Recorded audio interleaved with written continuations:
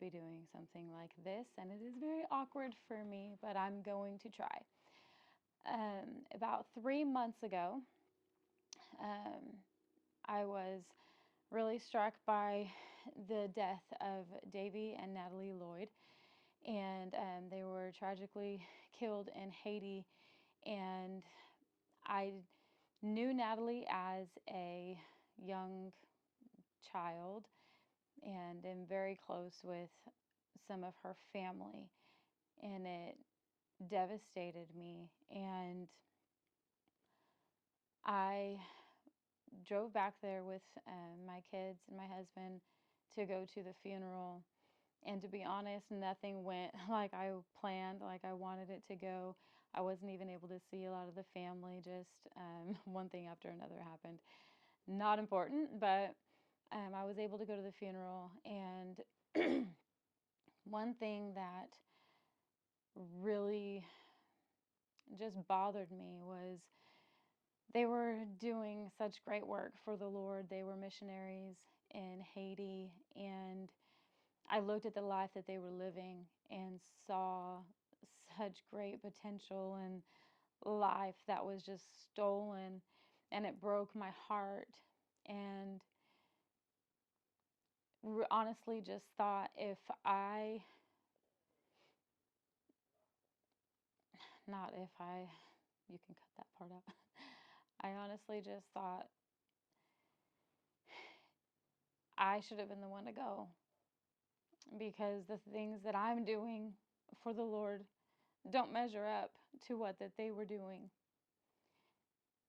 And as I was leaving the funeral with my kids, being crazy on a road trip, I just wept and just told God I'm sorry, because while I know that being a mom, being a wife, being a homemaker are all part of the ministry, I still just didn't feel like I was doing enough.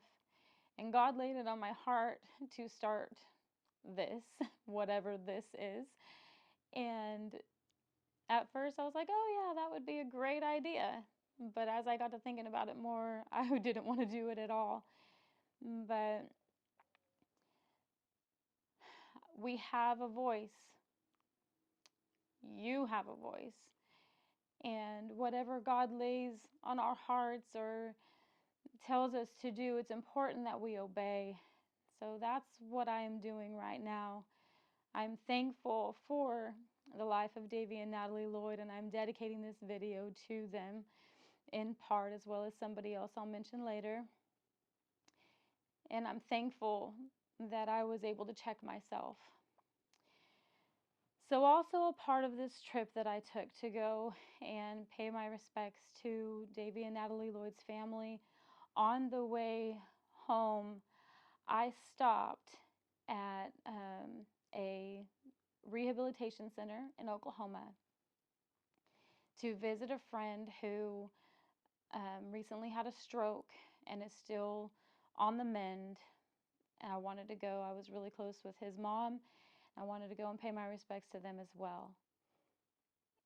While waiting to be able to visit them, I was looking around at all of the people in the rehabilitation center. People relearning how to walk, people relearning how to talk, how to use functions that they learned as a child. And I was struck by one very young looking man walking, well, with a walker, like I said, relearning how to walk. He had a helmet on, and my heart broke as I watched him, so young. You look at this person and think they've got their whole life ahead of them, and here they are stuck in a body they can no longer control. And I sat there and just watched him. He had no idea that I was watching him, but I watched him with my heart breaking. But shortly after that, a couple came out of the elevator that I could see, and they were paramedics, and they were bringing somebody in. Now, as they were going back to the elevator to go down, the girl looked over at this young man and tapped the man that she was with, the other paramedic, and said, "Hey, look, that's him." And he said, "No, are you sure?" And she said, "No, that's him, I'm sure. Look at him go. Look at him go." And they just watched him for a while with smiles on their faces. And I realized what was happening is that they were probably the paramedics that brought him in whatever state that he was in previously, that got him to not being able to walk and having to wear a helmet. And they were not looking at him with pity or with thinking that he wasn't what he should be. They were looking at him, seeing his progress from what they saw before. They were looking at him with joy, saying, "Look how far he has come. I can't even believe it." But again, that young man had no idea what I was seeing. He had no idea that he was a subject of somebody's conversation of joy at how far he had come. And honestly, the look on his face wasn't joyful. He was just trying to survive, trying to get through that next step.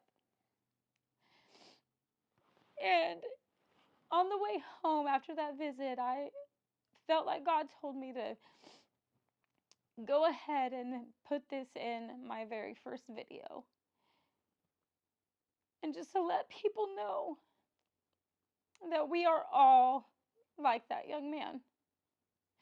Life gets hard, so hard sometimes, and we are left battling and feeling like who we want to be and who we really are two totally different people, and the one that we're trying to reach is just unattainable. Who we want to be is never going to be reached, and we're left fighting, struggling, feeling like we're having to learn how to walk all over again sometimes. And in those moments, we can feel so alone. And honestly, there is not one of us that is very, very quick. I know some people are better at it than others, but there's not one of us that is just always looking to tell those people that mean the most to us how much they mean. We don't look for ways to tell people that they're doing a great job. And honestly, we're more quick to put people down or to see people's faults and failures. And I wanted to be one to sit here and tell you, you're doing a good job. And you may not feel like it. You may feel run down, beat up. You may feel like there's no way out of whatever you're going through. But God has a plan for your life. And He's had it from the beginning of time. And He knows exactly who you are right now in this moment. And it matters.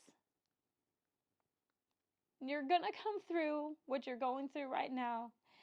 And I guarantee you that there are people around you watching you saying, "Look how far they've come. Look at them go."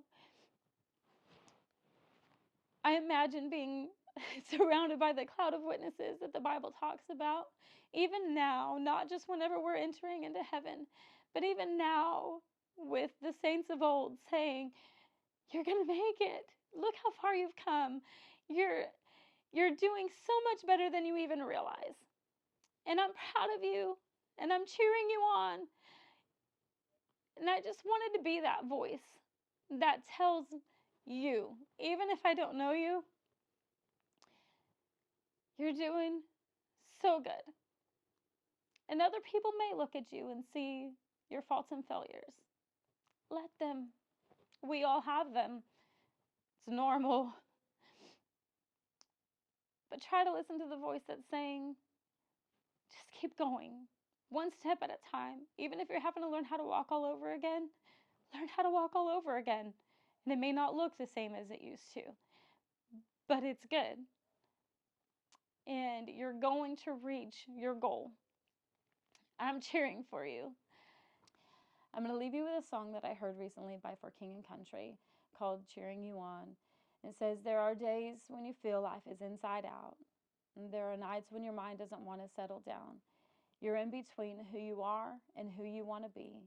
And while you work it out and what it all could mean, I pray that you'll be gracious in the fight of it, humble at the height of it, choose to love in spite of it all. And while you're questioning the why of it, rise up in the light of it. I'll be by your side in it all. I'm cheering you on. And again, I dedicate this video to Davey and Natalie Lloyd, as well as Jonathan Carper and Jacob Beckett as well.